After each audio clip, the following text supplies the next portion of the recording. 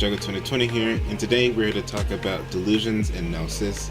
If you like this type of content, please like and subscribe. Anyways, let's get right into the video.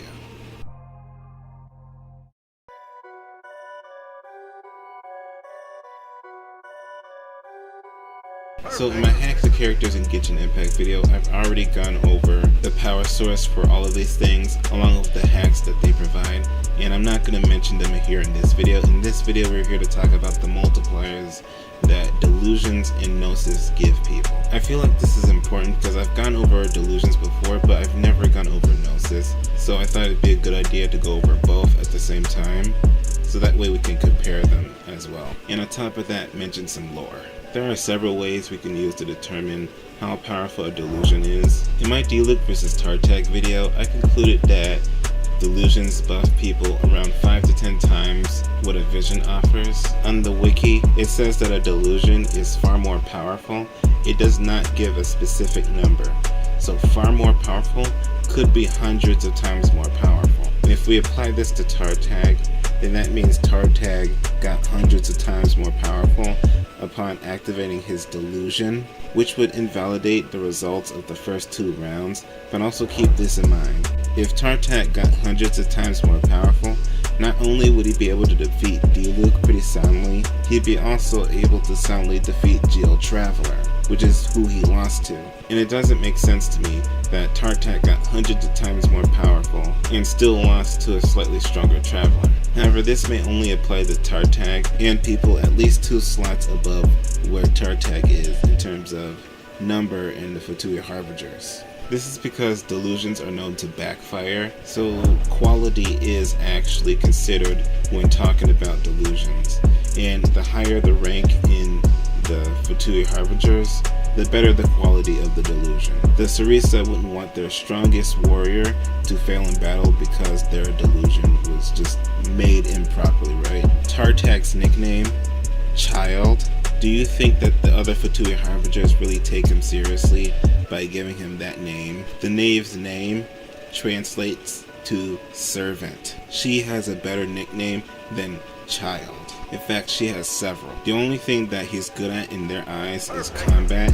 In fact, he's exceptional at it, but in other fields, except for collecting debts like a Fatui agent, he may need more time and training. Also, keep in mind that Fatui Harbingers must be ready to take on Archons along with their Gnosis, so a 5 to 10 times multiplier might not cut it. So it's safe to say that the multiplier is not consistent. It can vary depending on the quality of the delusion and the strength of the delusion user. Now, here's another thing that we can use to gauge the strength of a delusion. Considering what I said before, that Fatui Harbingers may have to fight Archons along with their Gnosis, we could scale a delusion to what an Archon is capable of doing, at least high quality delusions. So what can an Archon do? Well, in terms of how many visions they're worth, we have an answer to that. The Traveler, when fighting the Raiden Shogun after Yamiko showed up, got powered up by 99 visions that were in the statue. This wasn't enough to soundly defeat the Raiden Shogun, how we see the Traveler beat the Wanderer later on. It was enough to make her concede and rethink her decision. In fact, she just practically gave up, meaning that the Raiden Shogun, in terms of power, is above 100 visions plus the Traveler and whatever he's capable of doing. The power of a Gnosis, we can directly scale that to the Raiden Shogun, meaning that Gnosis are worth several hundred visions. Considering what I said before in delusions making their users hundreds of times more powerful, this would make sense. Honestly, we could just leave it right there. That's the easiest thing I've ever had to calculate in terms of Genshin, because the answer is already given to me.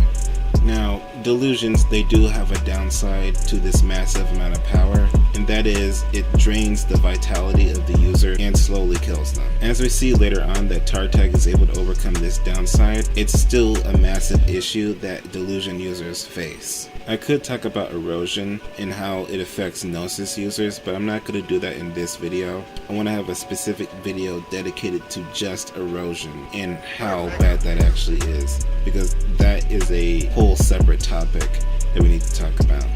So I'm just going to end the video right here. If you like this type of content, please like and subscribe, and as always, have a wonderful day.